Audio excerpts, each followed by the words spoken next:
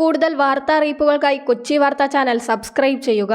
സംസ്ഥാനത്ത് വാർദ്ധക്യകാല pension, വിധവാ pension, ഭിന്നശേഷി pension, വിവിധ ക്ഷേമനിധി, ബോർഡ് പെൻഷൻ എന്നിവ ലഭിക്കുന്ന ഗുണഭോക്താക്കൾക്ക് 4 മാസത്തെ ക്ഷേമ പെൻഷനുകളാണ് കുടിശ്ശികയായി കിടക്കുന്നത്. പുതുവർഷത്തിലെ ആദ്യ മാസമായ ജനുവരി പകുതിയോടടുക്കുമ്പോൾ 2023 വർഷത്തിലെ സെപ്റ്റംബർ, ഒക്ടോബർ, നവംബർ, ഡിസംബർ എന്നീ 4 മാസങ്ങളിലെ പെൻഷൻ തുകയായി 6400 രൂപ വീതമാണ് സംസ്ഥാനത്തെ 50 ലക്ഷത്തോളം വരുന്ന ഗുണഭോക്താക്കൾക്ക് സർക്കാർ ഇതുവരെ വിതരണം ചെയ്യാതെ കുടിശ്ശികയാക്കിയിരിക്കുന്നത്. കഴിഞ്ഞ വർഷം തുടക്കത്തിൽ 1-2 മാസത്തെ പെൻഷൻ കുടിശ്ശിക ഉണ്ടായിരുന്നിടത്താണ് വർഷാവസാനമായപ്പോഴേക്കും 4-5 മാസത്തെ പെൻഷൻ കുടിശ്ശികയിലേക്ക് വർദ്ധിച്ചത്.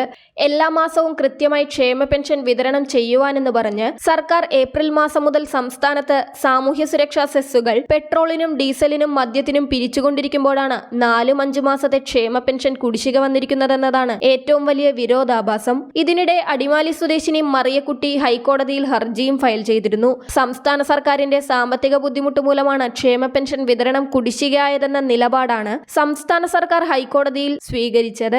എന്നാൽ ഈ നിലപാടിനെ ഹൈക്കോടതിയും കാര്യമായി പിന്തുണച്ചില്ല. സർക്കാരിന്റെ ആർഭാടങ്ങൾക്ക് പണമുണ്ടെന്ന് പറഞ്ഞ കോടതി സർക്കാരിന്റെ മുൻഗണനയുടെ പ്രശ്നമാണെന്നും വാക്കാൽ നിരീക്ഷിച്ചിരുന്നു. ഈ കേസിൽ എന്ന് ക്ഷേമ പെൻഷൻ വിതരണം ചെയ്യുമെന്ന് സംസ്ഥാന സർക്കാർ ഹൈക്കോടതിയിൽ വ്യക്തമാക്കുകയുണ്ടായില്ല. ഹൈക്കോടതി കുടിശ്ശിക പെൻഷൻ നൽകുവാൻ ഉത്തരവിടുകയുമുണ്ടായില്ല.